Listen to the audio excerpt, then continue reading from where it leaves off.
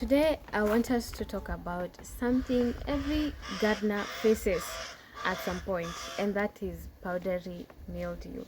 If you're new here, hi and welcome. My name is Vivian, and this is Lively Garden, where we encourage you to grow your own food and not just grow it, but grow it organically. What is powdery mildew? Powdery mildew is a fungal disease that looks like flour or ash on the leaves.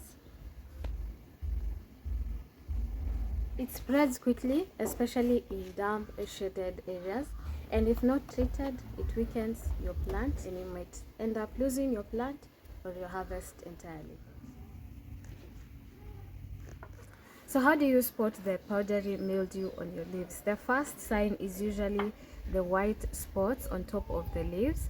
The other sign will be stunted growth. Another sign will be the plant starts to turn yellow and then eventually dry out. Always check under the leaves. That's where the powdery mildew starts. So today I want to show you a remedy which I have been using and it has been working because I've not had issues with powdery mildew, especially with my pumpkins and cucumbers, because last time I planted butternut squash, it was affected severely. But this time around, I started using this mixture while they were still like pretty tiny, like tiny seedlings. So I've been applying it often, I think once every 2 weeks, or maybe we can say twice a month. Yeah, still the same. So that's what I've been doing and it has worked, and it's only one ingredient, and that's what I want to show you right about now.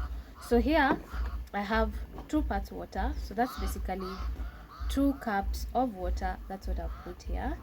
And then here, this is where the magic is. Let's open it.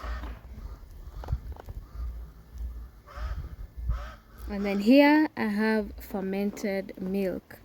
So we will put 1 part of the fermented milk. So that's basically 1 cup.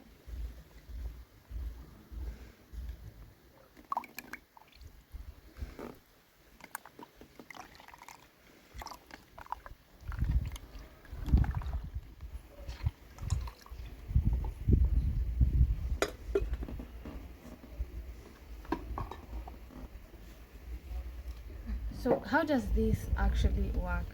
So this is fermented milk and water, as you have seen.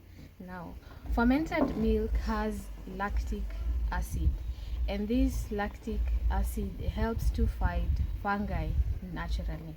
Now, when you spray this mixture on your leaves, and then the leaves are exposed to the sun, it creates an environment that will be very hard for powdery mildew to thrive or to even exist. So that is how it actually works. I'll proceed to pour this in my spray bottle.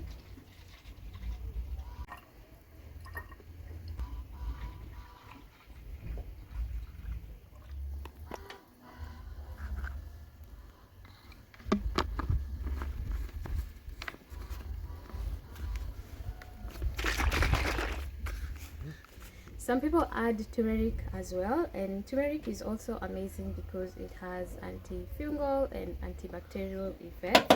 So you can also add that.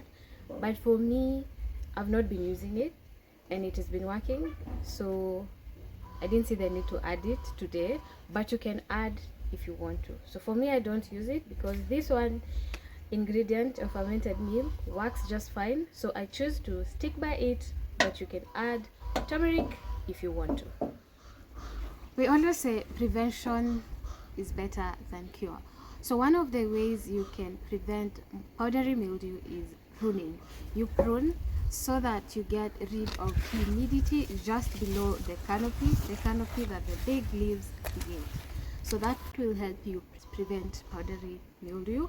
Another way in which you can prevent this fungal disease is to avoid overhead watering. When you're watering, aim at the root of the plant. Water there, not overhead.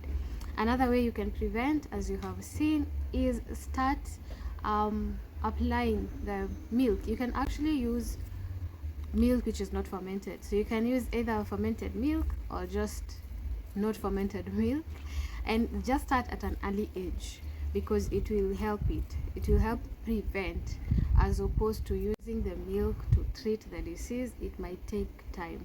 So start using the milk as soon as you can, as soon as the seedlings are still young.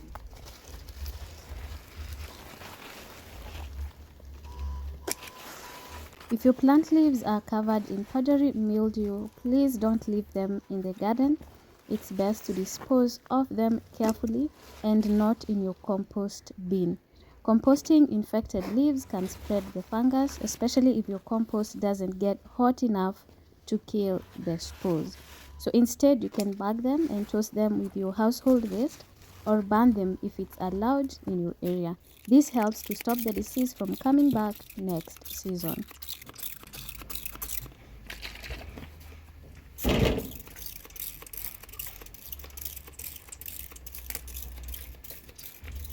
See how clean the leaves are.